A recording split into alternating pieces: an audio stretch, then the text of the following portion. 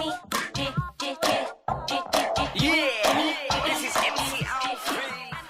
up, everybody? Welcome to the Jimmy Star Show with Ron Russell, bringing you the good times in music, fashion, pop culture, and entertainment. We got a really fun show for you guys today. We have two great guests. Our first guest is going to be Rhonda Swan. She does everything. She's an author, a businesswoman. She's a TV show host. She has the Unstoppable Branding Agency. It's going to be a lot of fun. And then we have Margarita Monet coming on, and she's the lead singer of Edge of Paradise, a really popular like rock metal band. And so I think it's going to be a great show. But before we get started, let's just say hi to everybody, starting off with my cool, outrageous man about town co-host, Mr. Ron Russell. He's got a black eye.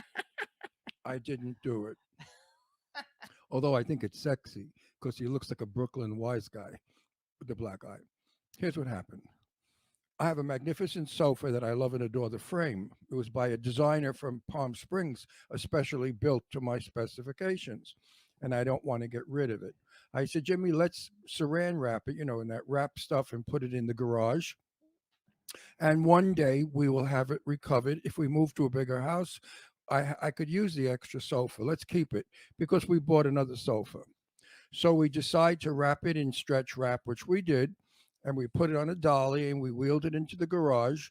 Now we can't get it against the wall because above our garage we have metal racks where we keep Christmas stuff. So the sofa was taller than the rack, but there was one little area where we could get the sofa in. So Jimmy's pushing the sofa. The sofa snapped off the wall, hit him back in the face, and then it went back and crushed my hand. So we both got like attacked by a sofa. So I said to Jimmy, you should throw the fucking thing out. I'm so sick of this sofa, but I love the sofa. He loves the sofa. Anyway, the sofa is in the garage in proper place, safe. It won't fall on the cars. But meanwhile, I have two hands now that don't work. This one doesn't work from the drill. Remember when it snapped my hand? And this one from the sofa. But poor Jimmy. They said I look badass. Well, I have a joke that I do privately. I really shouldn't do it on air, but I will. Jim and I were having sex, and he said, beat me, so I did. It's the joke. Eileen Shapiro was crying from it. She was laughing her head off. Anyway, when I told her. So that's the story about Jimmy's black eye. Look at it, too. It's like huge. But anyway, it's all good, everybody. Well, actually, he didn't get hit in the eye. He got hit on the cheek. On the cheekbone. Somehow it like got red here because this is where it's sore. Right. Over here. And the bump is over here. On the whole frame snapped right back and hit him in the face. And then it went. Then I guess he pushed it against the wall where my fingers were. Yeah, when I pushed it, his finger was behind the wall. He was bleeding all over the garage. Oh, it was a freaking fiasco. So I said to Jimmy, this sofa has a history now, has a story. But really, if we could get people to do these things for us, we'd be happy to hire them. But there's a shortage of people in Palm Springs. Everybody is buying everything in Palm Springs, even broken down dumps, paying like $1 million, and they're having them redone. New kitchens, new bathrooms. You can't find any help. So there's no help available. But I understand on Long Island is the same thing, because my friend John Vecchio, that's his business.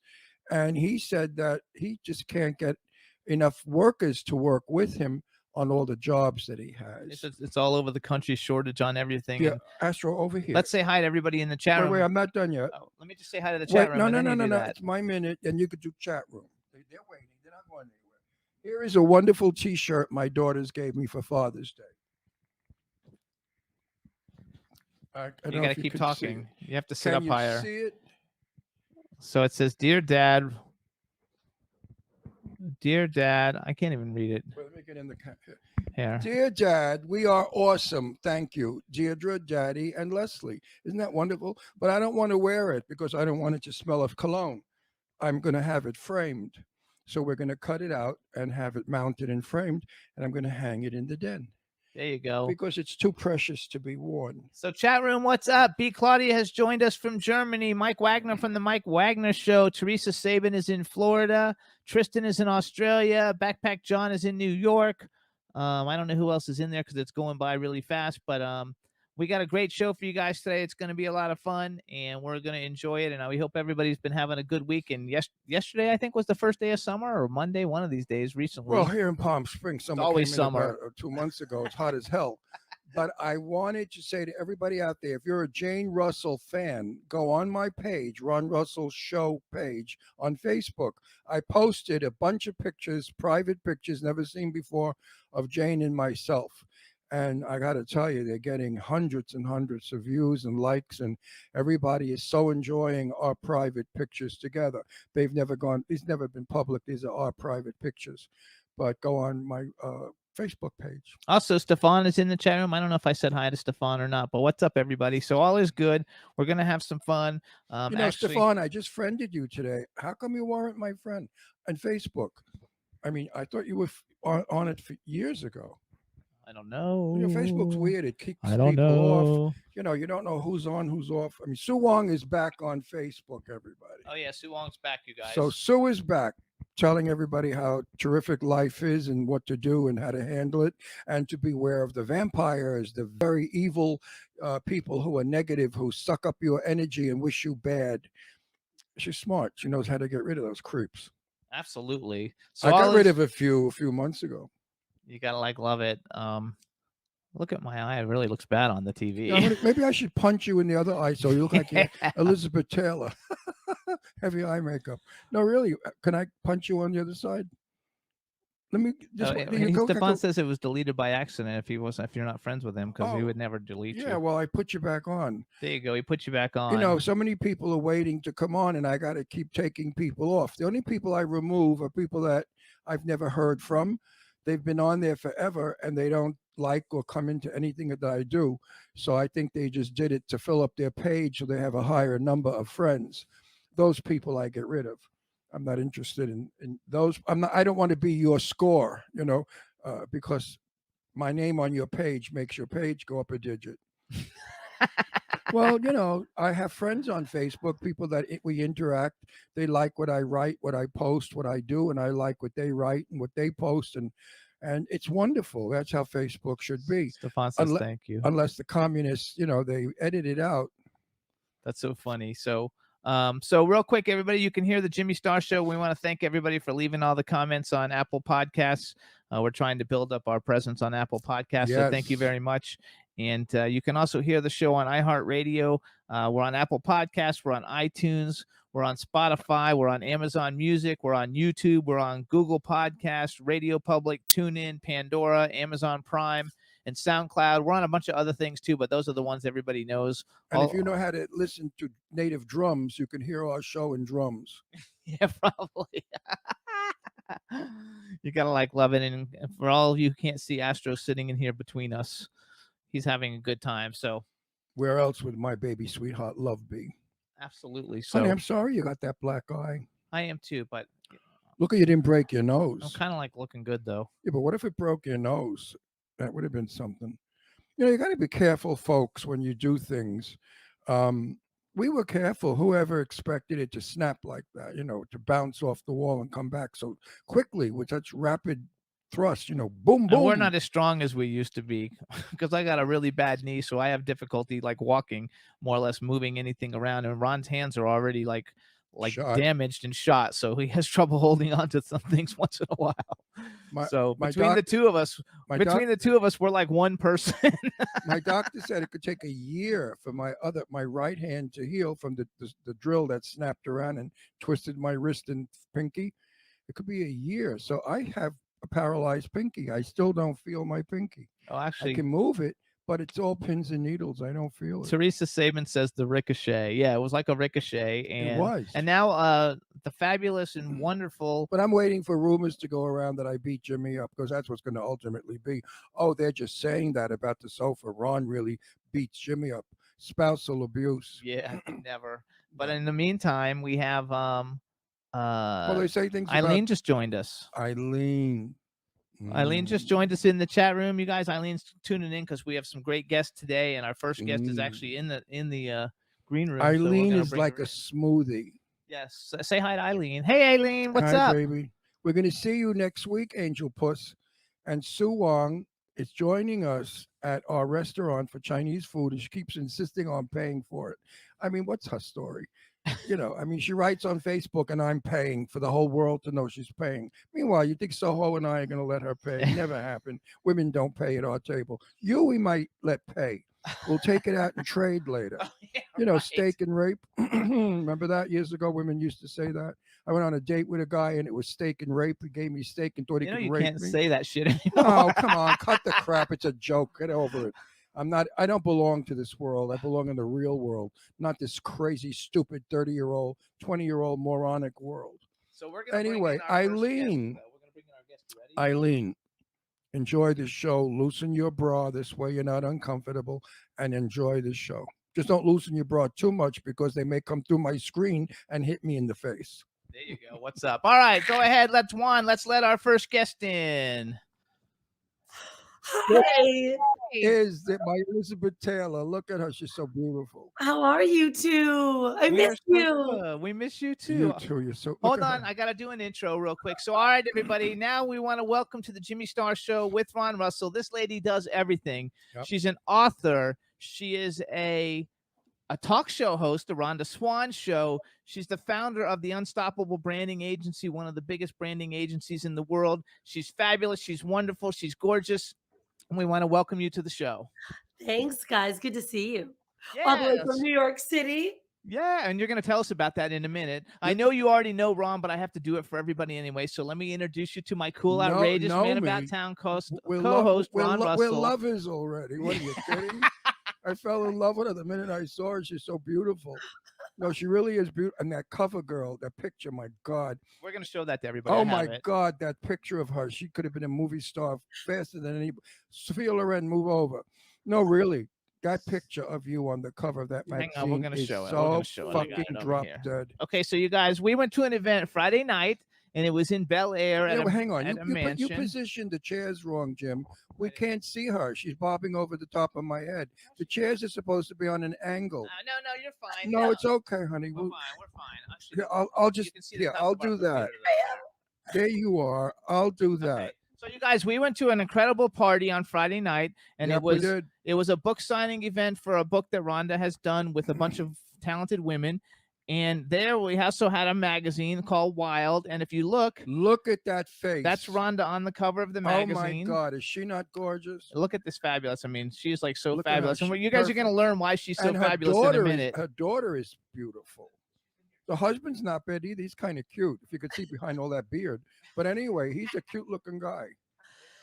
Yeah, those blue eyes, he caught me in the water 24 years ago. So yeah, no, and he's a sweetie. He's a nice fellow. So wait, you guys. So this is Rhonda's 15-year-old daughter, who's an entrepreneur. Gorgeous She's girl. Also in the book, and she's gorgeous, absolutely fabulous. But we're going to talk about it in 1 minute. First, we have to have Rhonda say hi to everybody in the chat room. Hi, everyone. Good to see you in the chat room. Yay! All right, so we went to this fabulous event, you guys. It was a book signing event. The name of the book is Women Gone Wild, the Wealth Edition, The Feminine Guide to Fearless Living. We both got it. And there's how many authors are in this? 25 authors. 25 authors are in this book. I'm sorry, I kept saying 21. 25 authors, and we're going to talk about this in a minute. But before we talk about this, let's talk a little bit about you. Tell us, first of all, you don't even live here. You're on a book tour in the United States, but you don't live here. Tell everybody a little bit about you. Yeah, so I'm from Detroit. I was born and raised in Detroit, moved to San Diego in '98, where I met the love of my life, Brian, surfing in the water in San Diego. We lived in San Diego for about 11 years, and now we have been on the road for the last 15 years, traveling. We've lived in about 52 different countries. My daughter was 1 when we left at the time. And now we reside in Bali, Indonesia. Which is beautiful from what everybody says. Yeah. Now, you're Italian and Indian, not American Indian, Hindu Indian. No, American Indian. Yeah. You're American. I thought you were Hindu. No, well, Bali is a Hindu island. So Indonesia is Muslim. Bali itself is mainly Hindu island. But I thought you were Italian and Hindu. But you're Italian and Native American. Native American. Wow. That's an so now how did you decide on combination. Bali, though? How did you decide this is the place we're going to settle down? Well, after living in so many different countries, because my family all surfs, Bali's like our favorite place. I mean, it's such a tropical, beautiful island.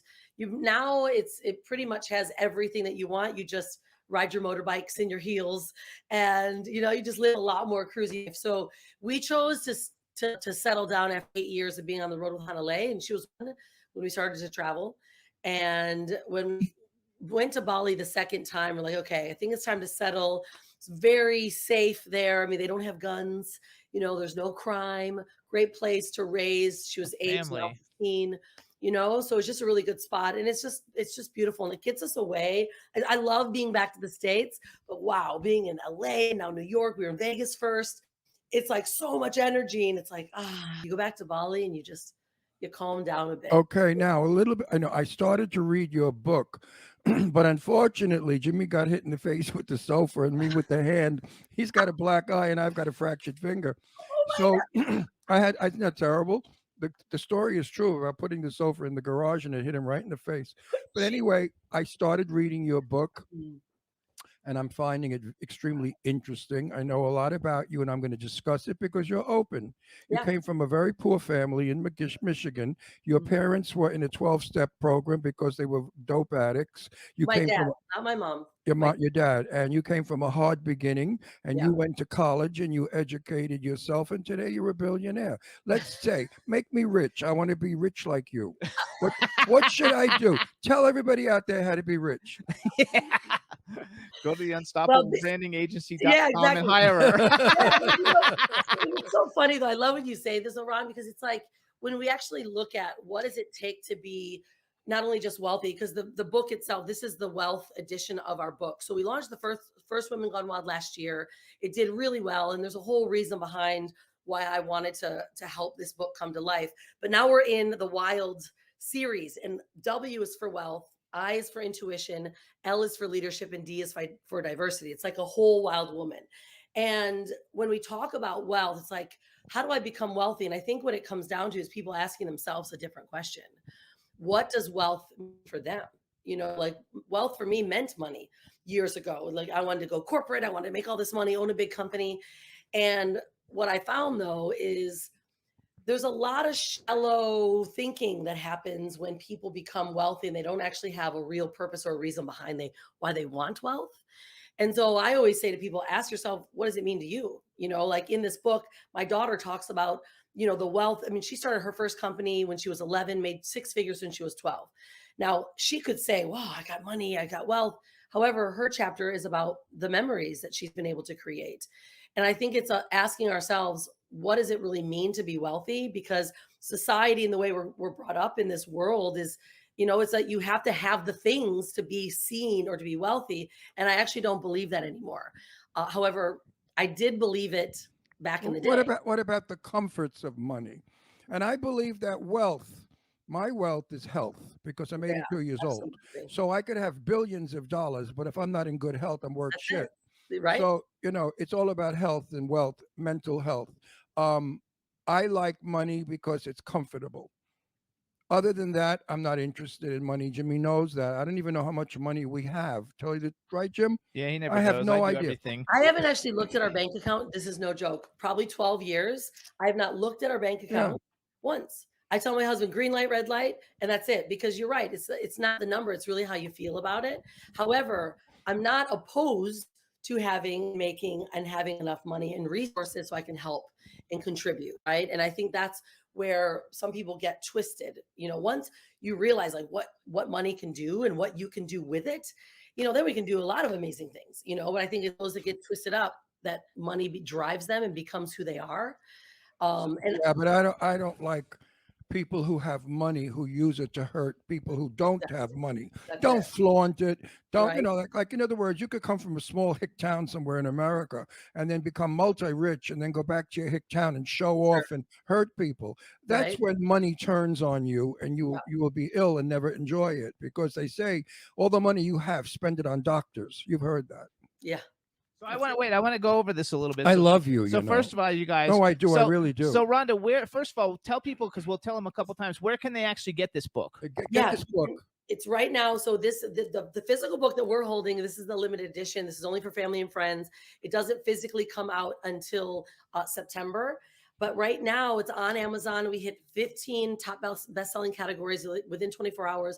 We've been ranking in the top 2,000 and 3,000 of all-time books over these last 3 weeks. So you can go to wgwlive.com, takes you right to Amazon. And we're keeping the digital book right now open for only $2, $1.99 this whole week until the tour is over. Wow. So that everyone get their hands on it and they can share it and give it as gifts and all that fun stuff. So you guys, wait a minute, $2. You can't even buy bubble gum for $2 anymore. You can get this book for $2. You got to be kidding. so hang on, let me just That's read. I want to just I read bought a this bottle a of little water bit for real quick. $10 yesterday here. I mean, really? I know, yeah. Really, Yeah. really and truly. So you guys, again, you guys, the book is called Women Go Wild, the Wealth Edition, the Feminine Guide to Fearless Living. There's 25 female authors, and I want to mention them and just read the back of the book real quick. It says, "You are not alone. This book is filled with women who have not only contributed to the new definition of wealth, but have also helped others have a more abundant life full of significance. These healers, mothers, thought leaders, and change makers have freed themselves from the perceived value of men and learned to live their life on their own terms with their own purpose, purpose prosperity. Sorry, everybody, tongue twisted. In this book, you will discover new definitions of wealth, timely views on prosperity, lucrative ways to live, empowering ways to play, wild ways to wealth with less work." And so we went to this fabulous book signing up in Bel Air. Wait, I'm not finished. Before you go there, I want to go here. People, folks, because a woman doesn't want a man and get married, doesn't make her a lesbian. That's right. Okay. I want everybody out there to know that there are plenty of straight women who really have had it with men, because men can be childish, stupid, cheating. Men are not exactly the best specimens of human. And I'm a man and I know what I'm talking about. So I think she cornered this. My favorite one is my Irish lady. I loved her at your Karen party. Whelan, right? That's and Karen the witch. Whelan? I love the witch. I know her from a lot of stuff, so I'm old pals with the witch. Oh no, the witch wasn't one of her authors. Oh, I wish. No, the witch wasn't one of the authors. I told my daughter Deirdre that there's witches in the book. I thought she was. No. There's no witch. Isn't one of the authors. Hang on, you guys. So we went to this great event. Rhonda was there. There's 25 authors. Her daughter Hannah Swan, Diane von Wellenetz Wentworth, Dana Kay, Stephanie Bruns was there too, right? That fabulous woman from Germany. I loved her from Germany. Kimberly Gilmartin, Karen Whelan, who we're actually bringing on the show to tell her story. Yeah. Courtney Murray, Shar Moore, Taryn Reeves. I don't know how. Blair Kaplan Venables was at the party. She's fabulous. I loved her to death. Right. Adriana Monique Alvarez, Ebony Swank, Barbie Layton, April Ryan, Mikhail Gabriel, or is that how you pronounce it? Mikhail Gabriel. Michelle. Okay. He doesn't read well. They spell it different. No, they spell it different.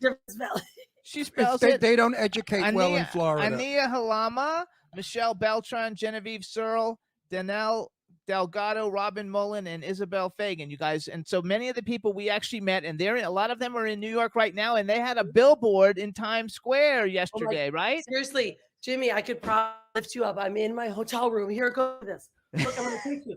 Look, right here from my room.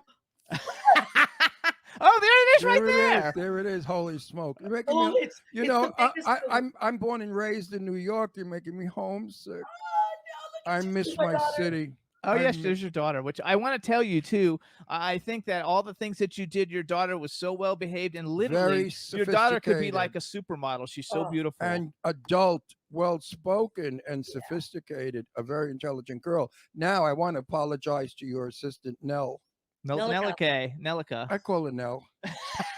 She loves you, by the way. She's here. Hi, Nelica.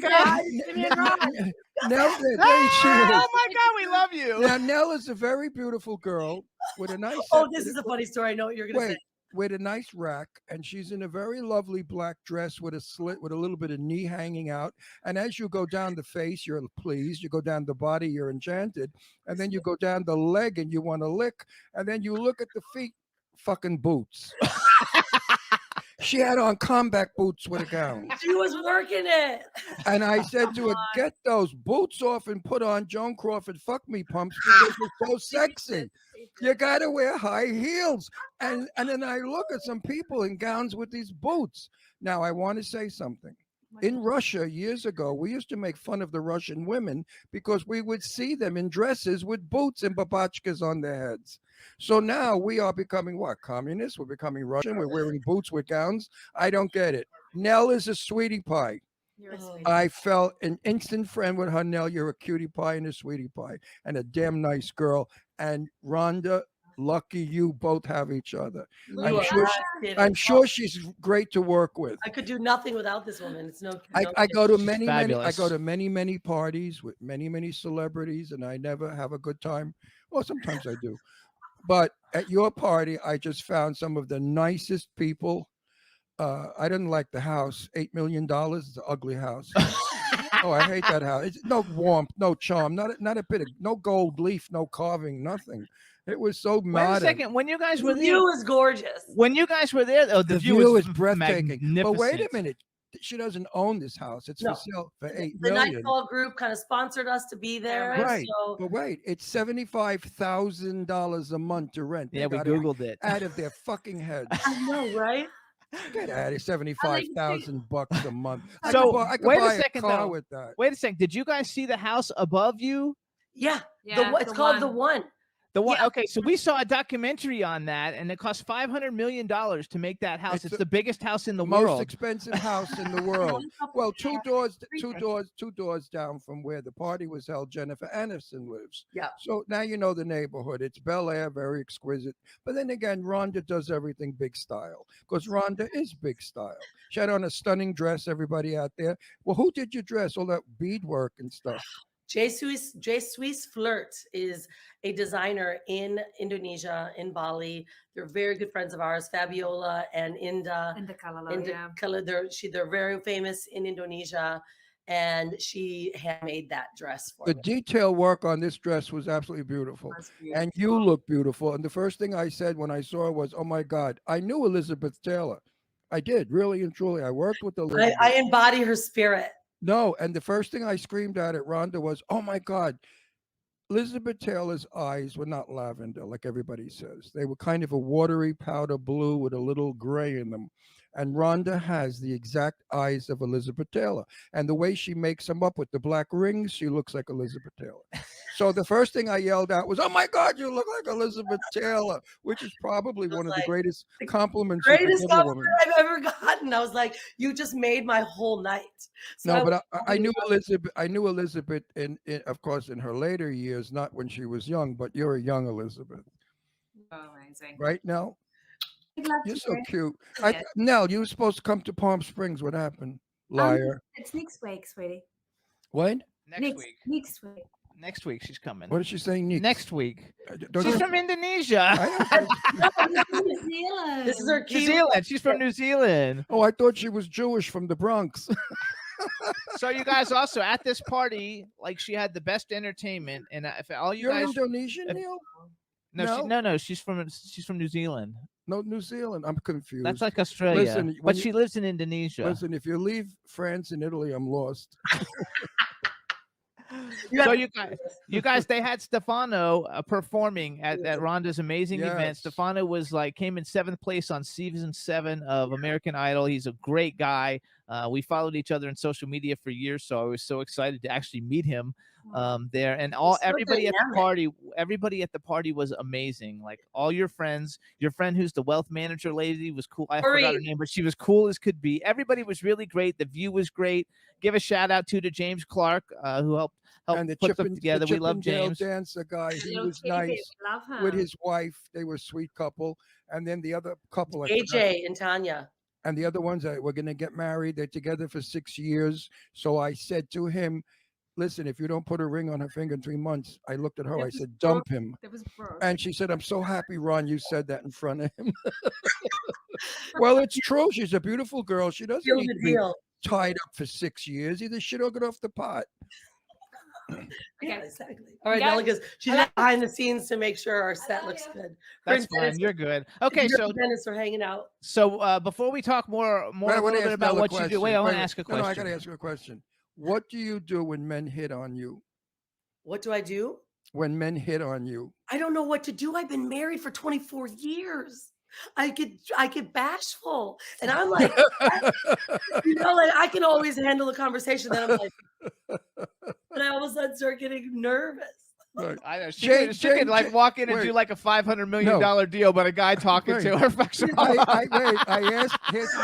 Here's the answer. My best friend was Jane Russell, the movie legend, and I asked Jane that question one night at dinner. I said, Jane, what do you say when men hit on you? And she looked at me. She said, "You should be so lucky," and she walks away.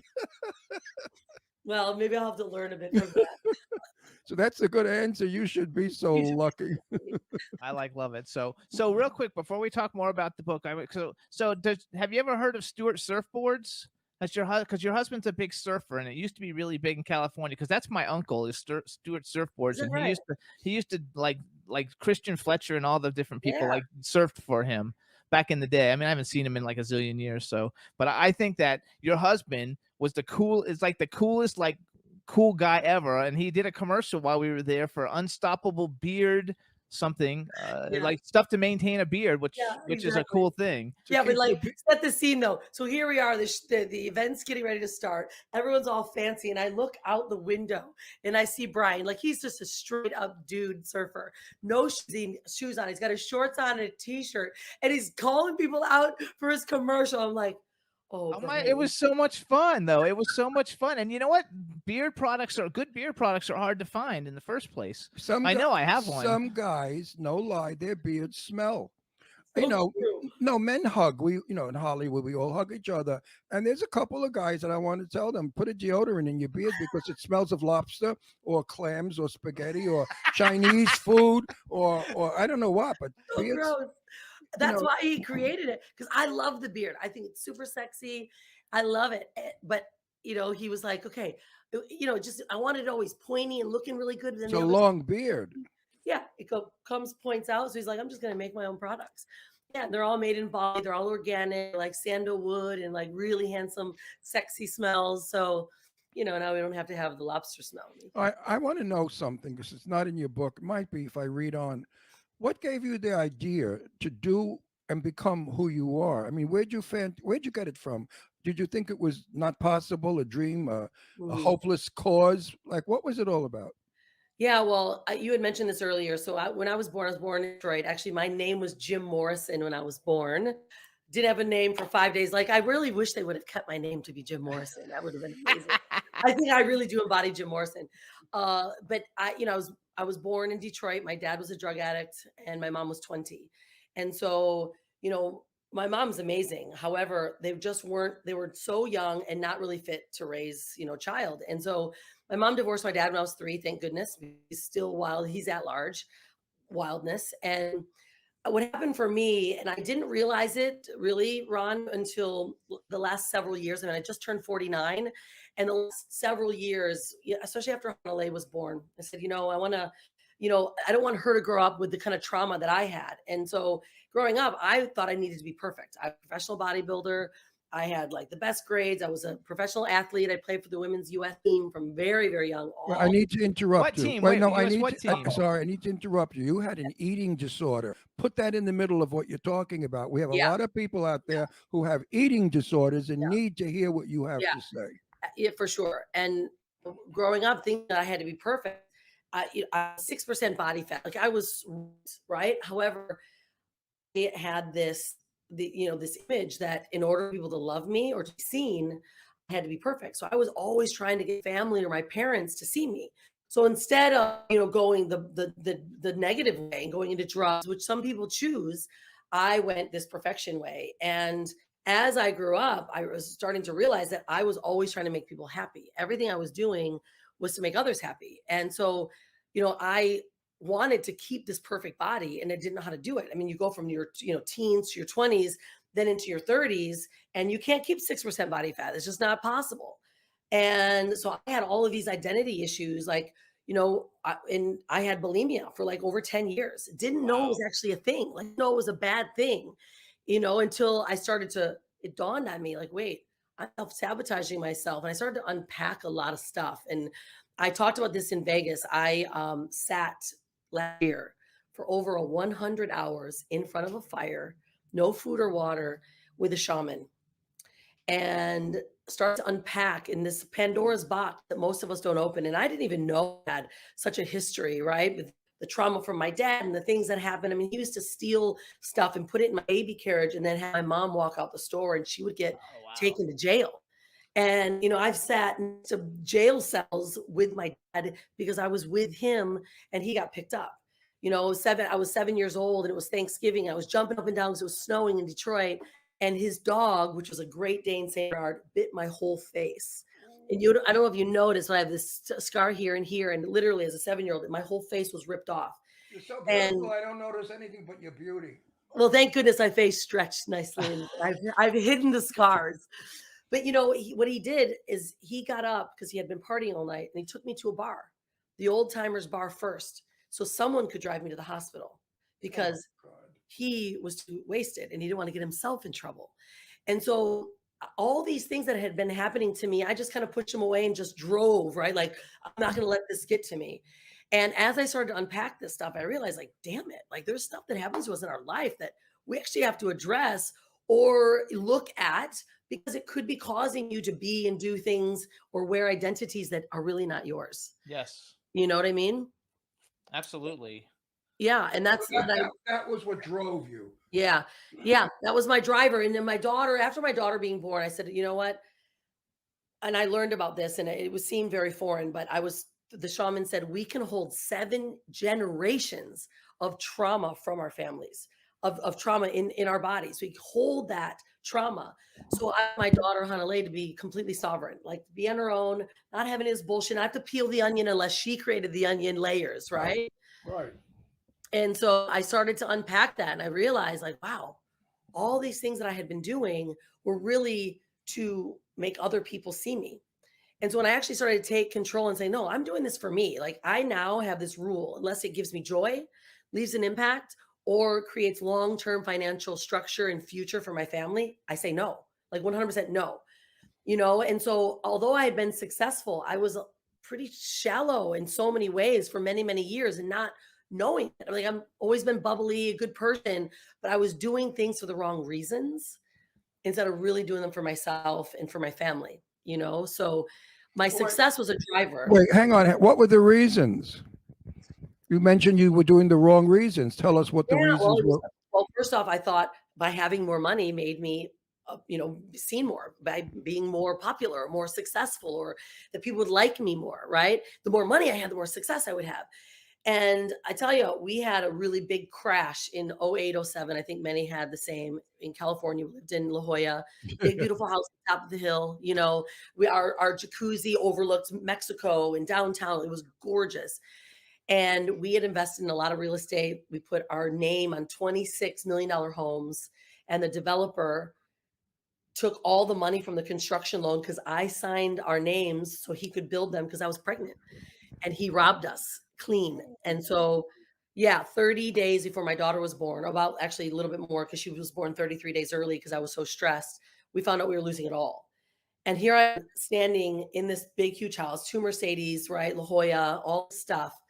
I'm like, what are we going to do? Like, I have now this shoot. My daughter was born 33 days early. I'm holding her and like, what am I going to be for this child? And the message came through that the money in your bank account does not make you or the parent for this daughter, or for this little girl. And you now need to really stand up for, like, now who you are. It's not about the money anymore, right? Now it's like who you are. I mean, we had so many friends that we still don't talk to because we lost all the money. We fire sailed everything. We literally put stuff on our front yard. And you're talking about being in La Jolla, yard sales, not so sexy. No, my sister lives in La Jolla. I know. You know? Yeah, not the most sexiest thing to do, but we just left our ego at the door and we're like, you know what, we got to get out of this because our mind was really effed up. You know, I mean, new baby, all this stuff, all these identities, like, what are people going to think about us? You know, what are they going to say?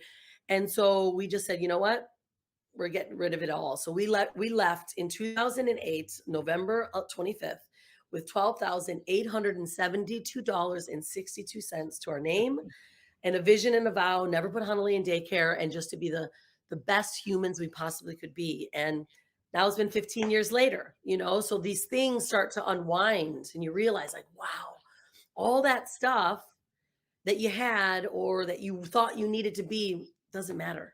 You know, Well, I've learned one thing. money and fame brings friends, but not necessarily real friends. People who like to hang on to your coattails because they could say, "Well, so and so is my friend," or "I know so and so," or "he was at, or she was at my party." You become a commodity Yep. or an object. You're no longer a person. So when you lose your fame and money, people say, "Him? I don't want to. He's nobody. He's over. He was yesterday. He's forgotten." That's how cruel Yeah. people can be, and I think you experience that. And you find out who your real friends are. You know, like you got to meet Totally. right. I Okay. would never have left you. I would have said, "You and your husband and daughter come live in my house. I'll make you pasta. We'll feel good. We'll be happy." Wait, she I've said, done that. so I've we done met that Laura. with, Yes. no, I You have met done. Lori. So I have. my I friend have- Lori Right. that we met, she was our neighbor, the blonde. So we call each other the booby twins because here she's like 6'2", right? Big boobs. And I was 5'2", and I was brown haired, you know, she's blonde, and I had the boobs. I just recently had them removed. And we were the booby twins. You know, it's like she's the one that stayed with me no matter what happened, right?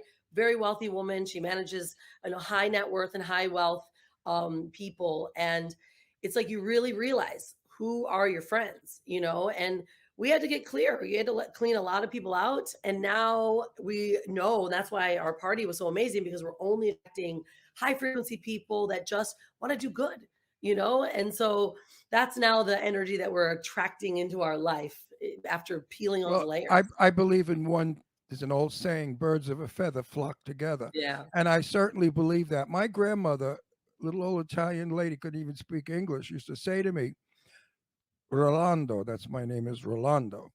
When you grow up and get married, if you buy your wife a mink coat, make sure all of her friends have a mink coat first. Otherwise, se do la occhio malo, the evil eye. Otherwise, they give you the evil eye. And Yeah. it's true.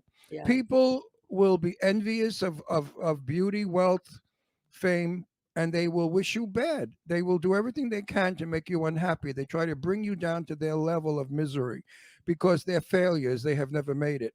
And Mm. they will sometimes turn around and say, "Oh, well, he had a lot of luck." Bullshit. Luck has nothing to do with it. You make your luck. Look at you, where you came from, what you were all about, and who you are. I love you for that. I'm so proud of you, and I don't give a shit if you ever got poor. You come and live with me. I've taken in people in. No, I've had friends of mine live with me over the He's like, I years. don't know, Robbie. I know. I don't care. No, I no, think just like he I'm not does. kidding I you don't like either. people because they're rich. Yeah, I mean, Yeah. someone's rich exactly. or poor doesn't make If I any met difference. you on a bread line, I would just talk and be your friend. I really would. You know, I take people for who they are, not what they've got, Yeah. because it doesn't affect me anymore. I've been around it for so many, 64 years. I'm in show business, so Yeah. I've been around movie stars, wealth, big shots, fancy Rolls Royce, bullshit, Zsa Zsa And we've been Gabor. around shit too. I mean, I've been around Zsa Zsa Gabor a lot, and when you're around that old crazy lady, Zsa Zsa was a camp. But Wait, I want to say something because but wait a minute, I just want to finish. I write about always it do and I this. say about it. I love when I go home to Long Island Mm. because I'm with normal people who talk about their children, their homes, their vacations, and I find it so refreshing. It's not about, well, my movie and I just finished and I'm doing another movie and then I just won an Oscar. I'm just famous. Blah, blah, oh, who the hell gives a shit about your resume? you know those people. I want to bring up because I think that one of your I think you have a lot of phenomenal attributes, but I think the fact that you decided that your child comes first, because I don't believe Oh, yeah. in today's society people do that. Ron did that. He sacrificed a career to raise two daughters.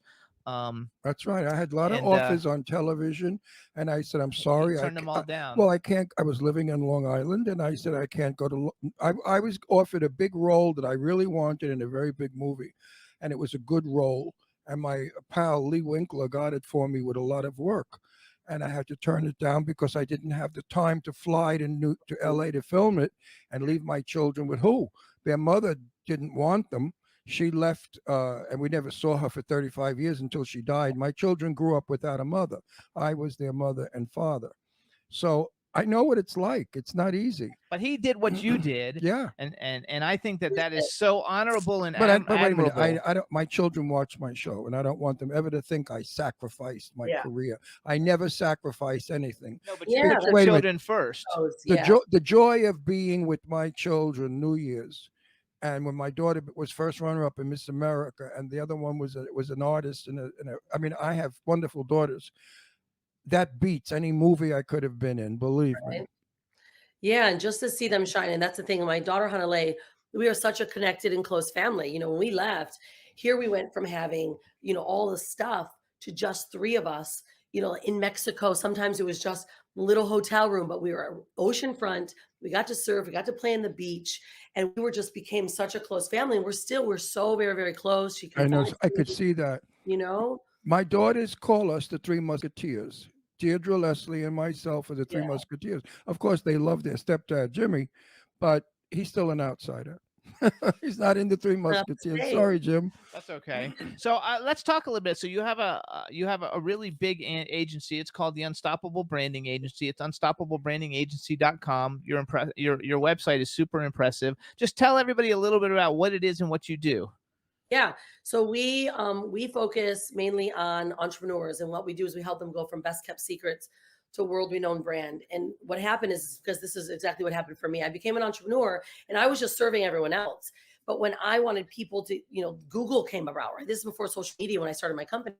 And so I was learning to for people to be able to find me. And how are they finding you? They Google us. So what we did is I started helping people really develop their brand image, their message, their strategy online so they could be found.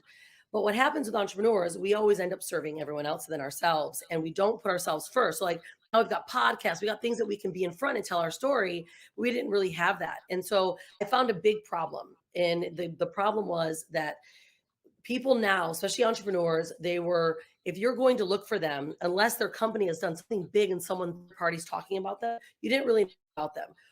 They might have a website or they might have their social media channels. So what we need to do is take our PR that I love to do, which is digital magazine publications, and start telling the story. Because when they Google you and it's you talking about, you're like being in Times Square, the weirdo going, "Hey, check me out, I'm so great," right? Everyone knows it. But if someone else, let's say even next to you, is going, "Wow, this person, like what you're doing for me right now, this person knows what they're talking about." That's the third party credibility that makes someone say yes. So what we did is we took PR and started merging what I know in digital marketing. I was one of the very first women in digital marketing to earn $1 million online. And, you know, they call them sales funnels now. We didn't know what they were back then. And now we tell people stories, we put them in tier 1 and tier 2 publications. But we give them what they want, which is the vanity side, right? They can be in the big time, you know, publications. And then what we do is what they need, which is Google indexing their name, you know, so people can search and find them, getting them Google knowledge, all the stuff that Google represents as being credible, that we do for our clients. And so they go then from not just being the entrepreneur that serves people, but being the entrepreneur that people know, they like, and they trust them. And then, of course, they choose to say yes. I love So it. in short, you build their businesses. That's it. We build their brand. Yeah. And you get it out to the consumer. Yeah. Yeah. It sounds easy. I'm going to do it tomorrow. How fast we form a billionaire? Let's start. Can I be a billionaire by October, because we're going to Italy? You better hurry up. And I'd like to be a billionaire when I go to Italy. No, so basically that's how kind of like how this book came apart around then, right? Yeah. Because a lot of the people that you work with are in this book. That's right. And so the book actually came. So my mothership is my agency. That's the company. It runs on its own. We do our thing. But 3 years ago, right before the pandemic actually hit, I was sitting in Bali at one of my events. I host a branding event, and I was building these women's brands, right? And we're doing photo shoots and films. And we sat there, and there's like 12 ladies sitting there. And I said, isn't it crazy that there's not more high net worth women sitting and sharing stories or sharing best practices? You know, and we said, why don't we just write a book about it? Because it's, you know, I'm a recovering control freak bitch, you know, business. You're not a bitch. Well, I used to be. I did. Well, it was like knocking people down to get to the top, right? That's what we were told to do in corporate, especially, right? You know, like in order for you to get the seat at the table with the men, you better be a ball buster. You better know what you're talking about. So that's who I became. Like I was on it. And I got my seat at the table. However, it was pretty cold because I was with a bunch of dudes. I was listening to a bunch of slurs, sexual slurs, and, taking it like a man, just like whatever, blowing it off. I'm like, this isn't right. Like, why the hell is this happening? And why aren't more women finding their seat at the table? And so we were sitting at that table, all women. I said, why don't we just write a book? And so that's how it started. And we launched the first book. And now these women in the wealth book, most of them are my clients. I do their PR. I help them develop their business. They grow their online brand credibility. We call it the Google footprint. And I said, ladies, you all deserve to be in this book to tell your story, because all of them have gained so much in wealth in their life. And yeah, so I do the book. It's not just being in the book. Like, I do all the PR. We do, over 6-8 months of PR. They're in tier 1, tier 2 publications. They get interviewed on my show, which is getting about 1 million views per episode these days. We're getting a lot of, attention. We, put them on a Times Square billboard.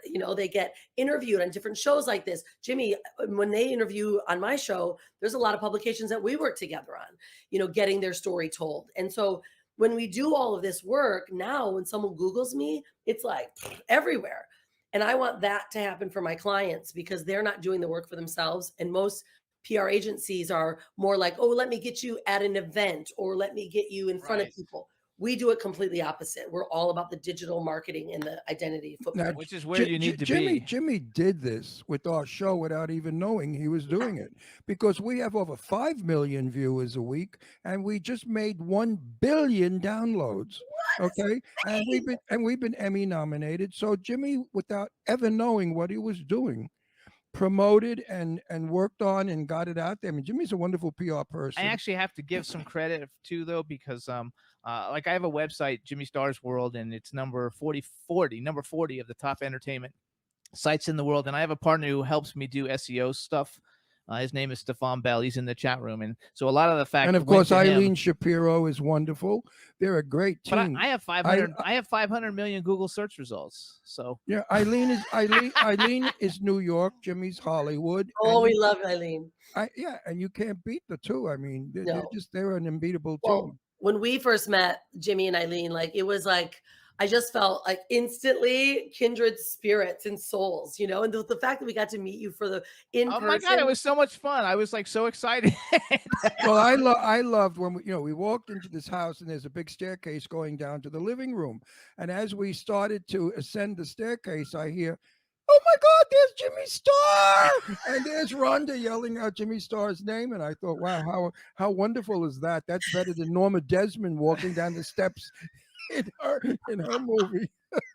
So then you also, you have the Unstoppable Branding Agency. You're an author. You also have a show, the Rhonda Swan Show, and you interview all kinds of entrepreneurs, and you're also interviewing celebrities, because Kevin Sorbo, I know, is on the show. Yes. And you're doing some other cool celebrities and stuff. Tell us a little bit about the show. Yeah, so I started doing this show. This is literally before podcasts were around, when we started to travel. And this is actually how I started to market my business, is that Facebook finally popped open right when we left. We're like, oh, wow, there's Facebook. I'm like, okay, how do I get in front of people so that not only we can grow more attention, but we can start growing our business again? So we had no marketing dollars. So every day I would do a little video every single day, and I put up on Facebook, just telling our journey, our story every single day. And so then I started hosting the show, and I would just do a Facebook Live every single day. I called it the Freedompreneur Show, because we were now Freedompreneurs, right? And I wanted to tell people's story. I wanted to hear how they got to where they are, because I wanted to learn. So I've been doing this show for over 15 years now. And just 3 years ago, I said, okay, I want to get really serious, because I love telling stories, and the platform got a lot easier. And so we started filming really high production stuff. So my show now, it was the Help Me Rhonda show, because I used to help them with their brand. And then it changed to the Rhonda Swan show, where I bring on entrepreneurs, a lot of celebrities, public figures. I just had Elena Cardone, Grant Cardone, Kevin Sorbo, Kevin Harrington, like a really beautiful lineup of people. Patty Negri, who was from Ghost Adventures, was at the party. And Tito Ortiz, like UFC fighter. And I wanted to hear how they did it. It wasn't about like what you're doing, because I'm of the belief, and Diana Wentworth says this so beautifully. She's in the book From Chicken Soup for the Soul. She says, it's not about what you've done, it's how you make people feel. That's how they remember you. Exactly. Exactly. Yeah. And I wanted to feel these people. Here's these public figures have done big stuff. And we're just so used to seeing the garbage about them, the media slinging mud at them or just their surface life. And so I just started interviewing and finding like, how did you get there? Like no one would have known that I was, unless they read our books, that I was raised to a drug addict father. And I went through all these struggles and they just see me as this powerhouse, but they don't know the stuff that I went through or how I got there, and the insecurities that I had, all this, no one would believe that, but the world has it. And so I wanted to, and I still do every time I interview someone, I just want to know why, how, what did you do? How did you feel? What was the scariest point? How did you get there? And, Kevin Sorbo, he was my favorite interview of all times. And I haven't interviewed you, Jimmy or Ron. That's definitely next. However, Oh wait, that's a trip. well, that's going to be a good one. Kevin We gotta get Sorbo ready is for so now. fabulous. No, but wait a minute, I have to ask you a question. Quiet, Jimmy, before I blacken your other eye. Now listen, Swan, where did that come from? Well, my husband's last name is Swan. Okay, so that's how you Yeah. got So it. my maiden name is Saunders. And I was like, Saunders. So your father was English, your mother was Italian. yeah. Yeah. You look Italian. Yeah. You The know, American Indian. My oh great no, you look Italian. grandfather. Italian. You look like Claudia Cardinale a little bit, and she's Italian. And Italians, we're very beautiful people. The Italian race. Well, I think I'm a Heinz 57. I think I just like I pull the most from the Italian and the American Indian. Those are the two I like the best. I probably have a laundry list of others behind, as we all do the mutts that come No, over. but you have Italian skin. Yeah, Mediterranean. We have very, very Yeah. good skin. Italian people, we don't age. I'm 82 years old. We don't age quickly. We have rubbery skin. It's good. You do a lot of facials. You do a lot of work on I your live in face. Bali. Like throw me $10. Facials, massages. You're kidding. I'm not kidding. He loves that. I'm moving to Bali. You're Listen, how much would a cleaning person be? Okay, so I always share this to people because they really would never believe it. We have 10 staff, and I don't say it to brag. I say No, it no, no. because, I believe that. right? We give so much life to so many families, but we have a full-time chef. I have a full-time driver. I have 6, staff that keeps our house up. And I think the total for all of them is $3,000 a month. Oh my God. That's what it costs to That's get like one cleaning lady. one cleaning lady in Palm Springs for a day. Twice a week or something, Yeah. No, it's true. no. I have a friend of mine in Costa Rica, Mhm. and she lives way in the jungle. She flies to Florida to go to the beach because it takes her longer to get to the beach in Costa Rica by car than it does by aeroplane. Is that fabulous? So she has her own private plane and she flies into Fort Lauderdale to swim. Now Mm. she's got a home that's not to be believed in the middle of a jungle, and she's got a staff of God knows how many people. And she said, like, well, they get $30 in American money a day. They're very happy. Yeah. I said, Yeah. wow, but Costa Rica's too humid. And so is Bali. It's hot. But right now, when we go back, it's going to be so beautiful because it's our winter. So we're opposite seasons. Right. There's no rain. How cold does it get? Cold is not the right word. 75, 80. Maybe. Maybe. Maybe. Oh, so it's beautiful. It's like our It's like Hawaii. It's like Hawaii. It's the same climate as Hawaii. Yeah. So Now, what does your chef cook? She's What- amazing. what- Her name is What's Kiki. what's What- Balinese? What's Balinese food? They eat nasi goreng and mee goreng, mainly rice dishes with like veggies or shrimp or chicken mixed together, or noodles. That's kind of like the main dishes. Nasi champur has like shrimp and different fish and all the mix of meat, but they're very heavy on rice, right? Southeast Asia. So rice fields are everywhere. However, more so now they're being taken by Westerners home. So we're trying to preserve, the culture, because what happens is the land is so much, less expensive. So a Westerner comes in and offers $20,000 to an Indo person, and they'll pick it up. But what they realize, they just gave up their family's life of rice fields, of food. And so we're helping educate big groups, symbolic, helping educate the people. Don't just take the quick money, learn how to cultivate your lands. And we're also trying to stop the Westerners from coming in and smashing down the land a lot. Now, are you afraid of sharks? When you're have a surfer, so many. yeah, when you're a surfer, you just pretend like they're not there. No, I never go in. I do not go in oceans. I go in swimming pools because I when I lived in Florida, I went to a friend's house and they lived on the ocean, and there was a little bay in front of their house, and there was a not a swordfish, the other one, the others like a shark. What was it called? Hammerhead or great white. No, oh no, not that. It was I forgot what it was, like a tiger shark Yeah. swimming in this little pond, and they couldn't care less. And I said, "Aren't you afraid when you go in the water?"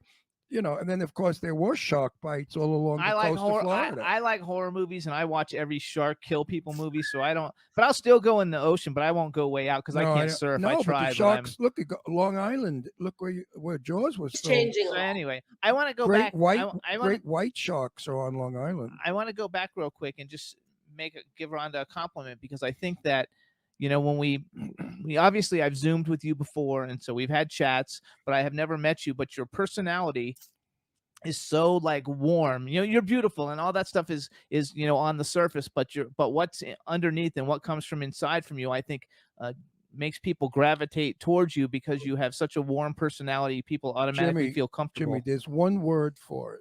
Okay. And the word is positive. Mm. When you are totally, completely positive, people love you. We do not like negative people who negate. We do not like people who doubt and worry. We do not like people who are down and out and sorry and pitying and, oh, look at me, poor me, I didn't get a break. We don't like that. The victim role. It's true though. I don't like the victim role. Yes, you're right. I don't like that either. Yeah, because that's the thing. I appreciate that, Jimmy, so much, and I really do. I hear that and I receive it, because we could easily choose to be a victim. All of us could. So many things have happened to us. We could be Not me, baby. Yeah, Never. right. I'm a tough guinea from Brooklyn. Yeah, exactly. That's what it's like.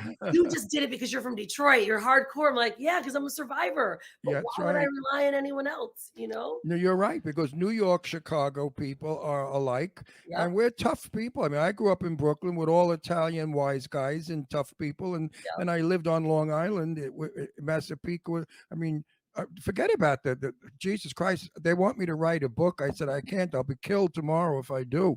The names I could mention, but you grow up tough, and you learn that in order to succeed in life, you have to first of all have something to offer. If you have nothing to offer, then find something to offer. Now, obviously, you found many things to offer. One is just being who you are, and you've worked on it over the years. You're relatively still young.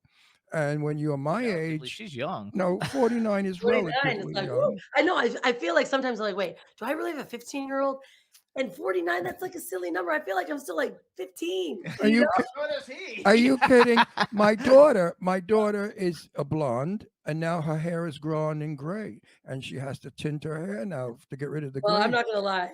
No, I have a 54-year-old daughter. A 54-year-old daughter. That doesn't make sense. Like, that's almost my age. I said to her, Leslie, never tell people your age, because I tell people I'm 50. So how can I have a 54-year-old daughter? And like I say, I like being 50 so much. I've been 50 for 40 years. So let me tell everybody real quick. You guys can get the Women Gone Wild, the Wealth Edition, the Feminine Guide to Fearless Living. It's on Amazon right now, only for this week, for $2. So you can get it. The actual physical book will be coming out in September. You can watch Rhonda's show, the Rhonda Swan Show. If you Google it, it comes up all over the place. Her agency is called the Unstoppable Branding Agency. And if you want to follow her on Instagram, she's got like 1 million followers or something, maybe more. I'm not sure, but it's her Instagram is just Rhonda Swan. There you go. IG.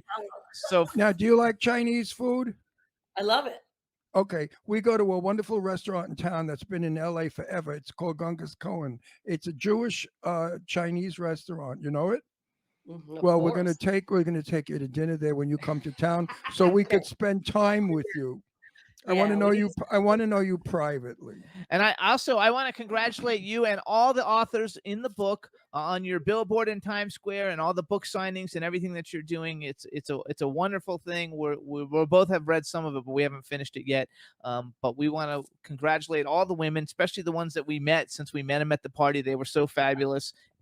I have to give props. Karen Whelan, she has sent me 1 million messages. She sent me the billboard. She sends me anything. She's such a nice lady. We look forward. I told her we'll bring her on in July. Nice people gravitate towards nice people and stay with nice people. Bad people don't stick around long, if you notice.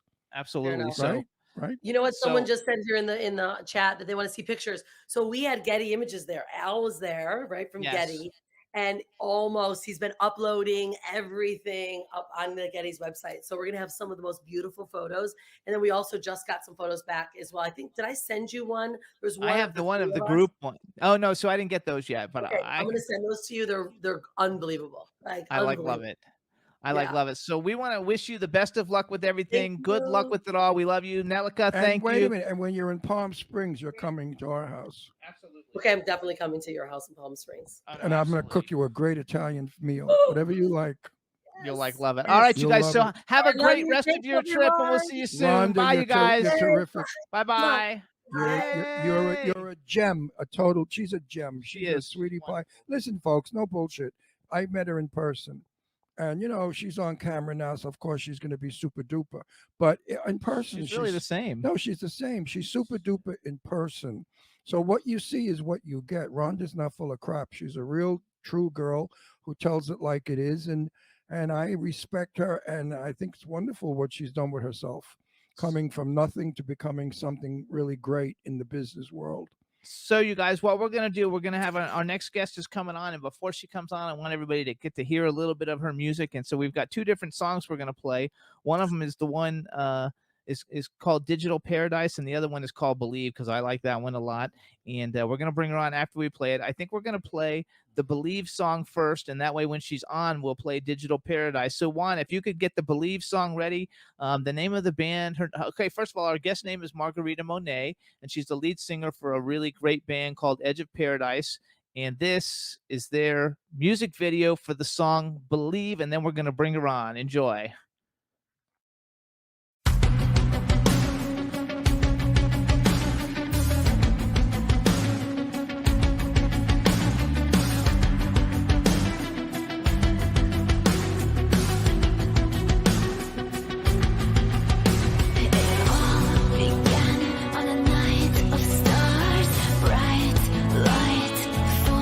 Above, morphed into colors we've never seen.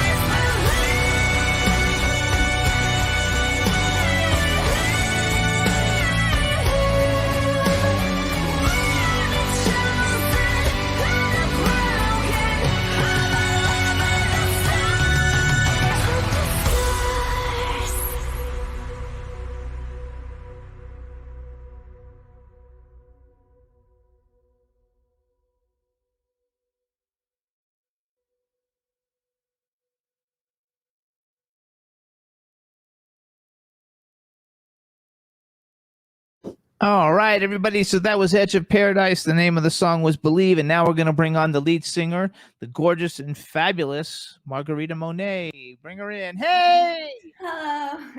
how are you? I'm good. Thank you so much for having me. Oh my gosh, you are so fabulous. So let me introduce you to everybody, starting off with this is my cool, outrageous man about town co-host, Mr. Ron Russell. Yes. You know what I love most about your performance? What? Moves. You move like the movie stars of the 1940s when they sang. Aw. Most people sing standing up.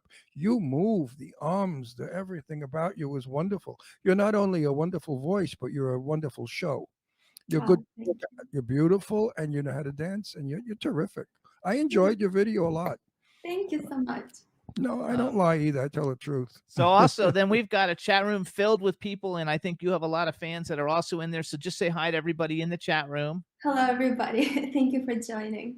So everybody, this is Margarita Monet. You can follow her on Instagram. She's at Margarita dot period whatever Margarita period Monet, and her band is Edge of Paradise, and the Instagram for Edge of Paradise is Edge of Paradise. So it's at Edge of Paradise. So tell us a little bit. So where are you from? Tell us a little bit about you.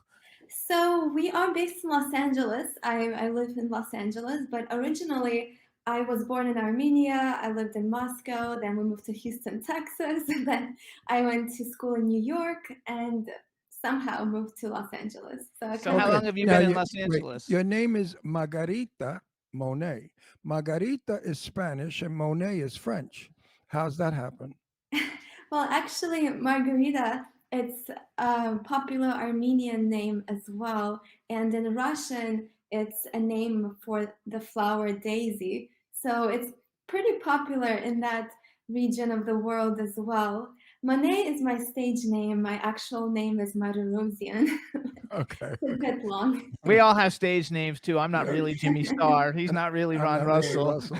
So that one works perfect. And I want to say you have a very supportive fan base, because I got all kinds of comments on Instagram and on Facebook and all over. Like, people really, really like you and your band, and everything. So how long has the band been together? We've been together. So 10 years ago, me and the guitar player formed it. But really, as a whole, the band's been since 2018. I think that's when we really defined our sound. But, prior years, Dave and I, we were, figuring out what we wanted to sound like. So But I started doing it. Mhm. Dave Bates, right? I want to give Yes. everybody like props. So I don't know if I took these people off of your website. Is that the right band? So we can give props to everybody. I don't want to give props to anybody if they're not in the band. But so you guys, here's who we've got in the band: Edge of Paradise, which is an amazing band. Dave Bates, Jamie Marino, David Ruiz, and Justin Blair. And the name of the band is Edge of Paradise, and obviously Margarita's the lead singer. How is it being like the only girl in a band? Just really quick, we have a new bassist, Kenny Okay. Lockwood. Sorry. Okay, Kenny, what's up, Kenny? Welcome. Oh, But yeah, gotta update that. So I never really think of that because all the guys, everybody is great. We're all really good friends, and we put the band first. So we all have a great relationship with each other. So I never really feel like I'm the only girl in there. But it's a funny question because when we started the band, I come from a classical music world, so it's very natural for me to, there's a lot of girls in classical music. So I never really thought of myself as I'm the only girl, how it is like to be a female singer. But now a lot of people ask me that because it's not as common. So well, it just like what genre do you consider yourselves? Like, do you consider yourself? I mean, it's like rock, but you consider yourself metal? I'm not sure. I don't know what the genre actually is exactly, or like how do you guys describe it? Like what? Like if I went to, well, I guess we don't have record stores anymore. But if I went to a record store, what bin would I find you in? Would you be in a metal bin, a rock bin? Where would I find you? Well, in Europe, we are in the rock bin. They Okay. still put us in some record stores over there. But in general, we call ourselves cinematic rock. Okay. I don't really consider us metal just because the music is melodic and I don't really do screaming. Yeah, I don't think Right. I don't think it's Yeah. metal either. Jimmy said to me earlier, you were metal. And then when I heard you, I said, she's not metal. She has a voice.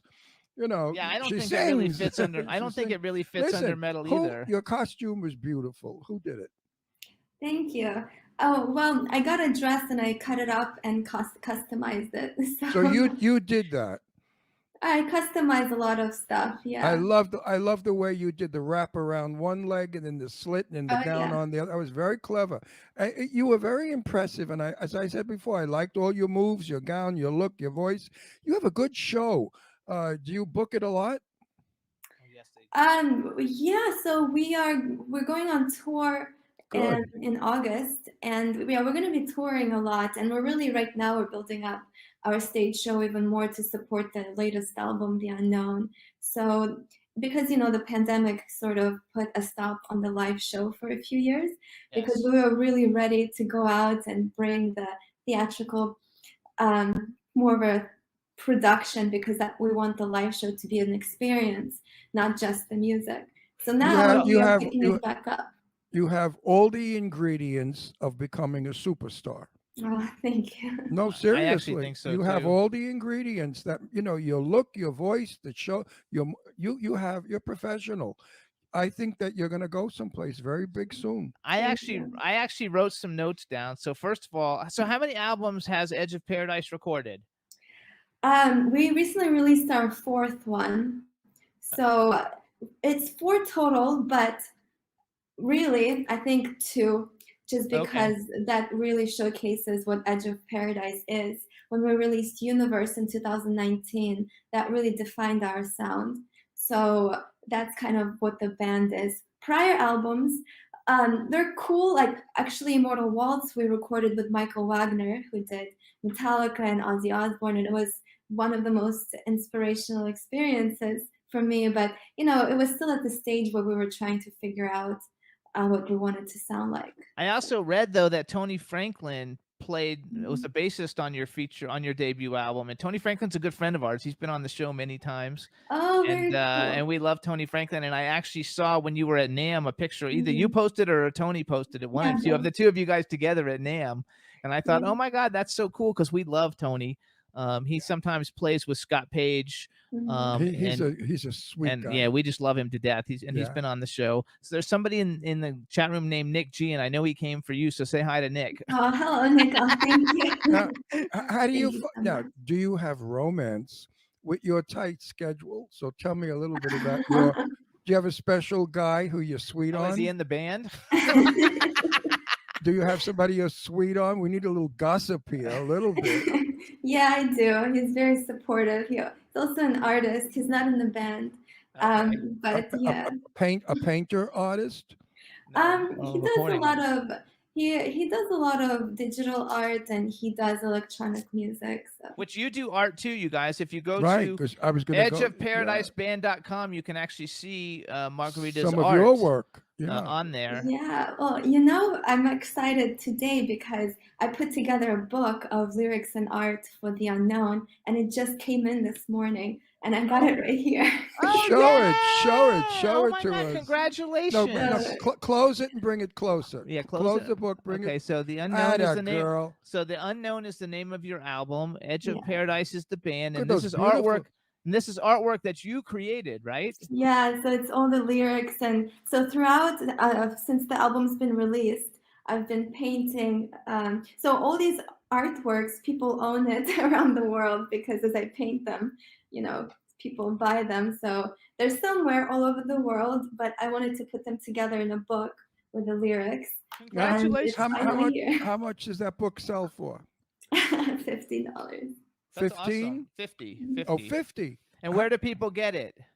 It's gonna go up live on our Edge of Paradise store, which is edgeofparadisestore.com.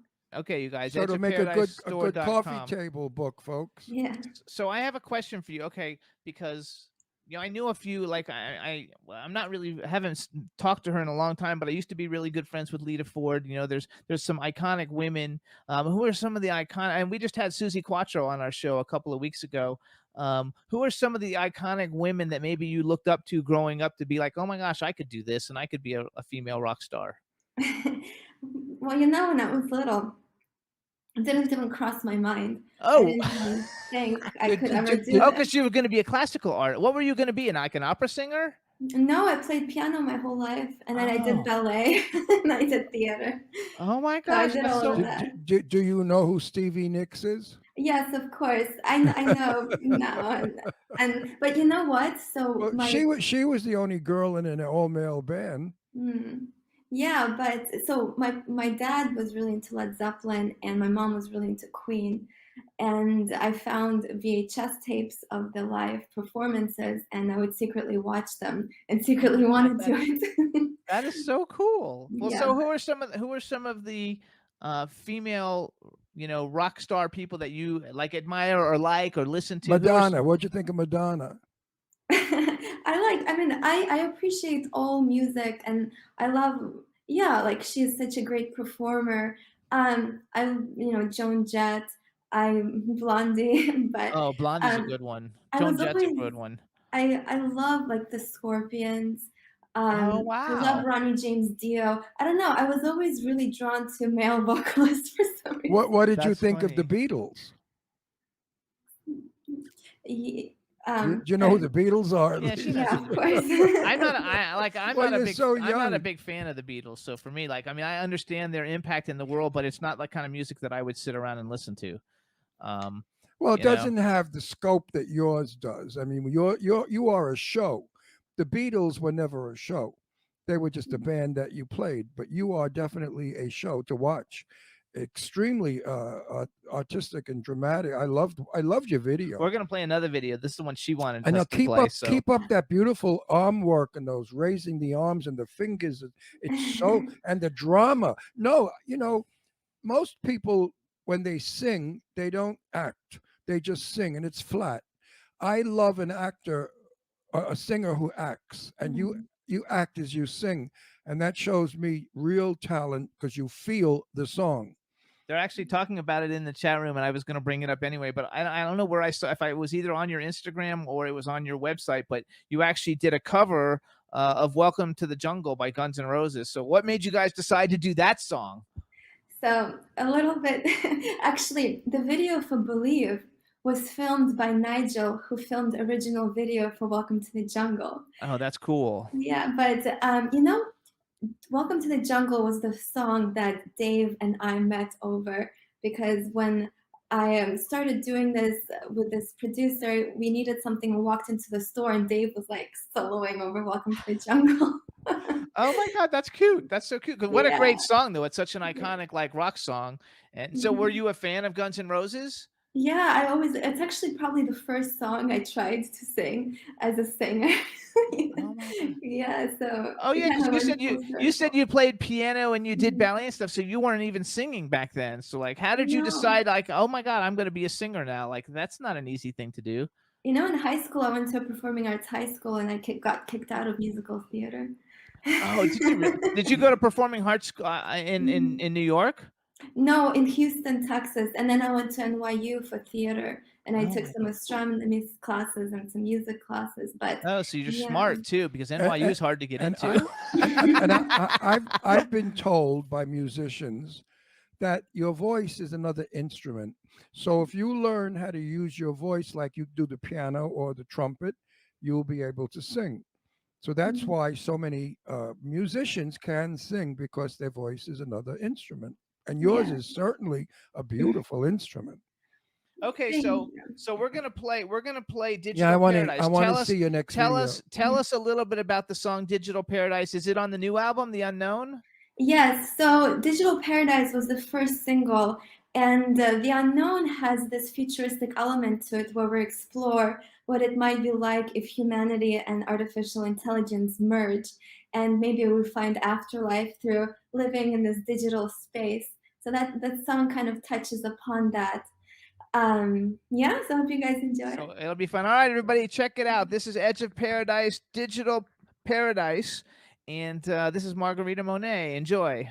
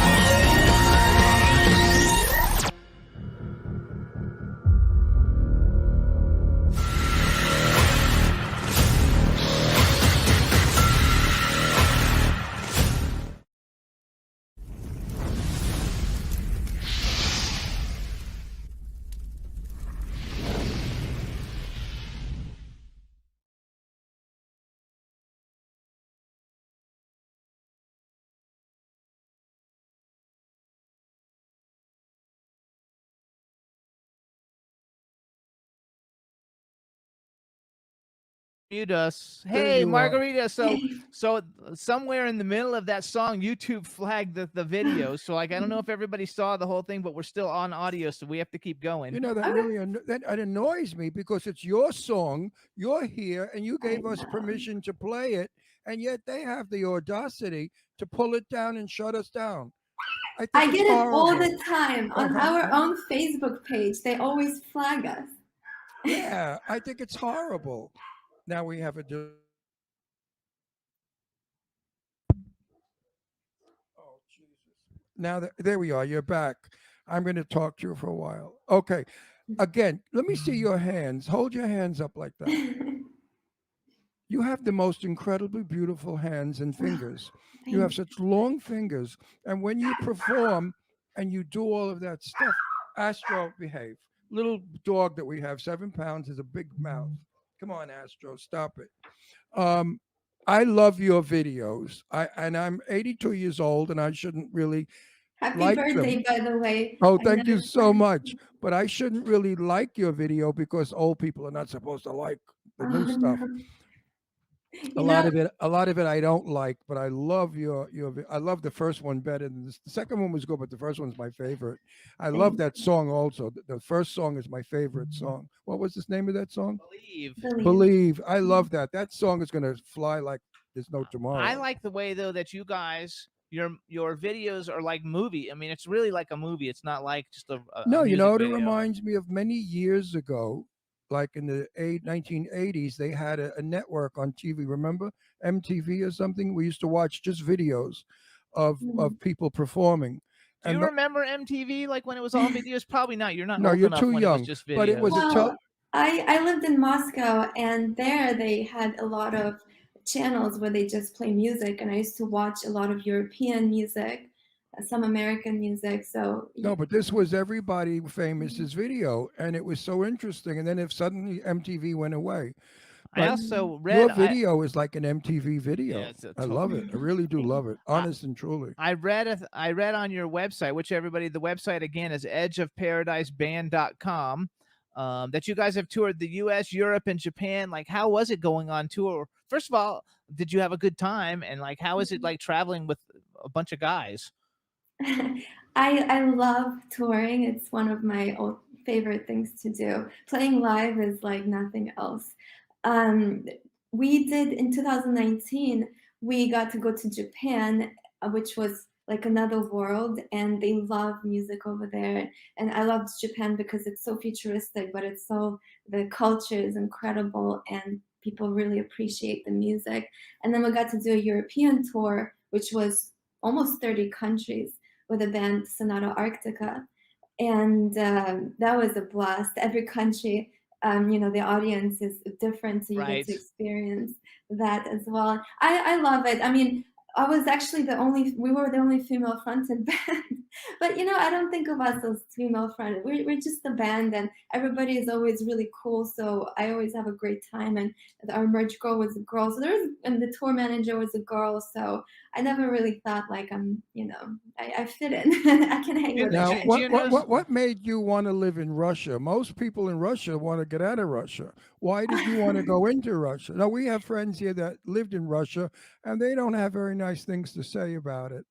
Well, I didn't have much choice. I was 3 when my family moved. But, Oh, so there you go. There you go. but I was born in Armenia, and it was when Soviet Union fell apart. So my dad moved the family there, and it was much better life. And I had a lot of opportunity there, and all the ballet, all the music, all the Ballet stuff. for sure. How It tall are was. you? How tall are you? I'm around 5'8". Oh, you're Okay. nice. That's why That's you look good on stage. You know, your showgirl height. That's what all showgirls are anywhere from 5'10" to 6 feet or better. So you're 5'8" with those big shoes on. You're 6 foot Yeah, almost, I was right? too tall for ballet. Well, back then, not anymore. Now, I mean, on Mhm. Broad, if you go to New York City, the ballet, you see some of the ballerinas are very tall. Yeah. They're not tiny like years ago. You had to be 5'1" or 5'2" because otherwise Yeah. the men couldn't lift you. Yeah. Now you have these big women. These guys are big with muscles, and so it all works Yeah. out. Do you miss dancing? I do, but I really love the band because I get to do a lot of the stuff that I learned through the years. So like on stage, I get to move, then I get to create music videos, which was, my love for theater kind of comes through. Well, there's your ballet training. It's in your performance with your movements. I see it. You're graceful. Yeah. I don't want to sound like a retarded old man, but I really loved watching Believe. I liked the song very much, and I just love the video. Do you have toe shoes? Did you have toe shoes when you were Yeah. little? Yeah. That was like my thing. My sister took. I'm gay, and when I was Yeah. little, my sister took ballet, and Is all I he wanted ever? to do was wear her toe shoes. I swear to God, like I thought that was. I would I always can't- go and try and put them on, and my parents would have a heart attack that I was trying to put on her pink toe shoes. I threaten him all the time. I'm going to buy you a pair of pink toe shoes, and you could pirouette around the house. So I also know. So the person who helped introduce us to you is a good friend of mine, and he's your manager, Jeff Buttermark. So we want to like say hi to Jeff. So on 3, everybody say hi, Jeff. He's the coolest guy on the planet. 1, 2, 3. Hi, Hi, Jeff. Jeff. Jeff Buttermark, everybody. He's like a superstar, and he's a really great guy. Well, he And, sent us a superstar. and he She's sent a us a delightful girl. superstar. How old are you? You like 21 too? No. She's not gonna tell you. You're older than that? No, I'm 30, over 30. Are you over 30? You look great. Yeah, you actually do look I good. thought you were 21, 22 years old. You look I feel good. like I'm 16. So it doesn't Me matter. too. No, you're kind of giddy and fun like that. So when you're going on tour in August, are you going by yourself? Are you guys going with somebody else, or Yeah, we're going out with a band called Temperance. They're out of Italy. And then we also have a band out of Italy called Carved. They're opening. So yeah, it's gonna be fun. It's actually, this tour is the first tour that's all girls, all female fronted bands. So that's gonna be fun. We've never done anything like that, but it's put together by International Women of Rock. Oh, that's awesome. Mhm. I love that. Okay, so let's do a little hypothetical. So Edge of Paradise gets a phone call, or Jeff gets a phone call, and it's from whatever band you think would be the coolest band to play with. Who would you pick? Who would you want Jeff to tell you the phone call is from? There's a lot. I mean, Rammstein would be awesome. Oh, Rammstein. Okay, that's a good one. Okay, give me 3. Who's 2 more that you like? I love Within Temptation. I love 9 Inch Nails would be awesome. I mean, there's Oh, so 9 many. Inch Nails. 9 Inch Nails would be awesome. Mhm. Um, But I man. love the fire in Rammstein, and then he has those angel wings. Yeah. We You gotta notice- really Because step you're it up about the with our show, stuff. though. You really like the show. Yes, You know, I like do. because you're You notice how silent I am? I have no idea. You know who 9 Inch Nails is? 9-inch Nails? I've met them. No, I have. You haven't. You weren't with me when I met I him. mean, these names are weird for me. 9-inch Nails. You have. Oh, Jeff Buttermark just joined us in the chat room. There's a guy Hey, named. Jeff. There's a guy in there Nice. named Jonathan. A guy in there named Colin who says Within Temptation would be amazing. And there's Mhm. another guy, Sergey. Do you know Hi, Sergey? Say hi to Sergey. Yeah, because Hello, he's like Sergey. he's just talking about how great the band is with all their fans, and that's That's what a will make real you. Russian name. Sergey is such a Russian name. Oh, I know. I love it. I think it's Wasn't that fantastic. Sergey was the guy who managed the famous ballet dancer who did the fawn? What was his name? The famous turn of the century ballet dancer. He danced the fawn. Oh, I don't know. That one I can't. Oh my God, he's Yes. internationally famous. One word, but Sergey was his manager. Sergey's last name is Suchurukov, and he's the one who told us about the Guns N' Roses. Oh, cool. Does Yeah, anybody know who he's I'm- awesome. He's very supportive. He's actually out of Russia. So Oh, very he cool. spreads our Actually, word over there. is he still in Russia? Mhm. Oh, we have a lot of people who listen to this show in Russia, actually, because I get my stats Right. of where people listen, and there's Mhm. like thousands and thousands of people who actually watch our show in Russia. They don't know how we get away with it in this country. And I say because we're a free country, we have freedom of speech, and we say what we want and do what we want. But let's get back to that dancer. He's famous. They made a movie about him, and he danced the ballet, The Fawn. Is he Tiskarita? I don't know. No, he was a Now I have to look it up. he just was the because you're turn like- of the century, like 1905 or 1889, 19. Very famous. Mike, one word is. First of all, she wasn't born. No, I wasn't either, Jimmy, but I know of him. He was a world famous international Russian dancer. Nijinsky. Oh, Oh Nijinsky. yeah, Nijinsky. He's right. Vasilav Nijinsky. And his partner was Sergei, who was gay. And the they- music was done by Claude Debussy. yeah, Debussy's The Faun. It was I love that Did ballet. you were you in a bunch of ballets when you were younger then? Did you do a bunch of ballets? I did. I mean, I was still younger. We actually went to Prague and performed all over Prague with the company I was in. It's Oh my really fun. gosh. So you've really been around the world and been all over. People that live in Europe really have far better worldly experience, education than people who live in this town. Well, In everything's LA. much closer. It's easier Yes, to that's go true. around. Everything is a lot. Pe- So pe- people who live in LA just think LA. They don't think out of the box. Well, when you live in Europe, you are international. of course B. Claudia knew who it was. Say hi to B. Claudia. She's in Germany. She Oh, knew it wow. was Remember. Nijinsky, right? So yeah, she knows Sure. everything. B. Well, Claudia is she's like an smart. encyclopedia. So She's how did you smart. decide to come to so you got kicked out of school How and did out you of you got kicked out of Fame. You were at Fame and then you got kicked out. And how did you actually get to go to LA? Like what led to you going to LA? I'm very stubborn and driven, and I told my parents I want to go to New York. So I went to school. My dad is a scientist, actually, so I get a lot of him. Yes. It's a lot of the music. I kind of go into those themes. But yeah, I went to New York to study theater, astronomy, music. Then I don't know still to this day what made me move to Los Angeles, because I love New York. I love living there, but something made me move. That's how I believe things happen for a reason. So one day I got up and I went to LA, and I've been here ever since. Yeah, but we live here in Palm Springs. We go to Los Angeles all the time. Mhm. It's nothing like New York. Yeah. Oh, Ron likes New York. 'Cause I'm he's a from New Yorker. I was born and raised there. It's the best city in the world. Mhm. Anything you want, it's there. Everybody you would want to look at is there. It's really the melting pot of the world. Mhm. I agree. I I love, love this and city. it's so chic, and it still has elegance, and it still has sophistication Mhm. and opera and ballet and all the wonderful things that we're losing every day. Mhm. Culture is not a main thought anymore. So wait a second. So you moved to LA, and then how did you come about meeting Dave? I mean, I know you said you met him like at a something with Guns N' Roses, but like how Well, long had wait, you been here is before you Dave- met him?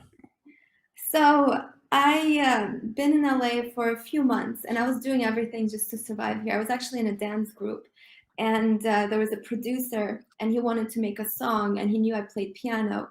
So I made a song with him, and it turned out to be a rock song, and he made me sing on it. So it was the first time I tried singing. And then he wanted to get a guitar player to play on it, but we weren't even looking for one yet. And then all of a sudden, we needed something. We went into the music store, and there's Dave playing Welcome to the Jungle. So, and then he offered him like $50 or something. And I think Dave saw me and was like, maybe let's get to know what Yes, she's all let's about. get to know her because she's beautiful. And how did you meet your boyfriend? In a coffee shop. Oh, there you Wow, he go. picked you up in the coffee shop. Did you pick him up or did he pick you up? He saw her. He picked her up. She's so beautiful. Yeah. I was working on a music video, and he was like, "What are you working on?" Oh, that's so cute. Yeah. Yeah, So I you do- edited Look at how one. she gets when she talks I about know, him. she You are likes him. so in love. It's so adorable. Look at you. You talk have about a him, and beautiful you're like a smile. schoolgirl. You're like a 14-year-old schoolgirl. That's when you because no one ever asks me these questions. That's because we're not a That's normal because show. that's why we're the #1 show in the world. Yeah, we're not normal. No, I ask the questions that my audience wants to know. They want to know all this stuff. They see a pretty girl. They want to know, is she straight, gay, married, whatever. And you have a boyfriend. You want to get married or not? Marriage is not in your plans, right? I mean, I don't know. One day maybe. Yeah, because right now you're skyrocketing. Marriage would not be a good idea. Well, I'm giving you fatherly advice. I mean, when you have achieved what you want Mhm. and marriage then becomes important to you, then you marry. But to Mhm. include it now in a dream, not such a good idea. No, that's true. Yeah, I'm No. very I'm really loving. You're focused. You're Yeah, focused well, you on can your tell that you're very focused. very focused on your career. You're doing a brilliant job. Take it from me. If I didn't like it, I sit here with my mouth shut. I don't give fake compliments. No, you're very. I like what you do. I'm serious. I'm very impressed by you, and I'm not So do you impressed do- by many. Do you do all your own costumes then, for the most part? I do a lot. I design a lot of props. Like before music videos, I'm there on the floor making stuff.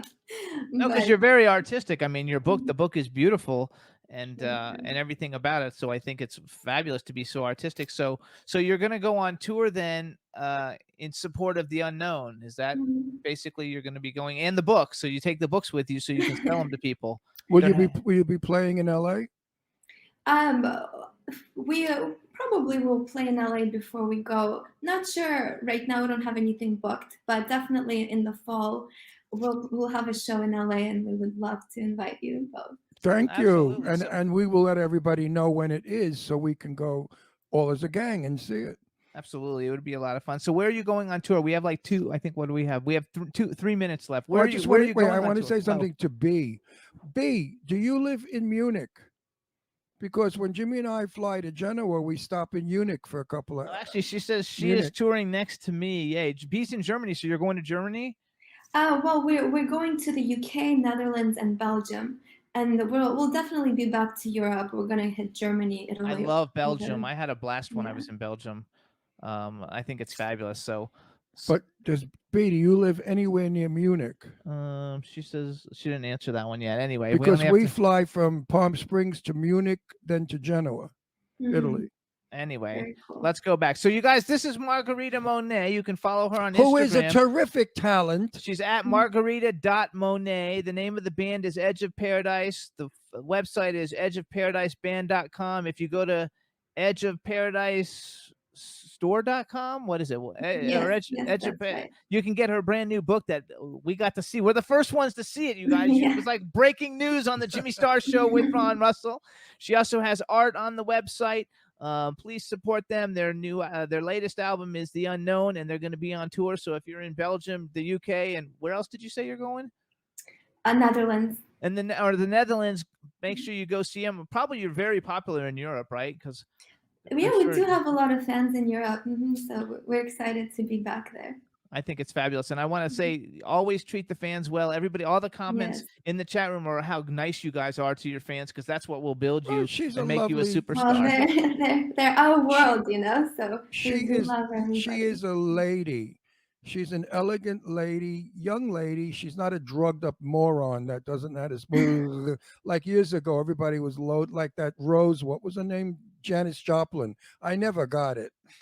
He didn't I like mean, Janis Joplin. I thought she was the most obnoxious dope addict that used to scream at the audiences, and how they loved and adored her, I'll never know.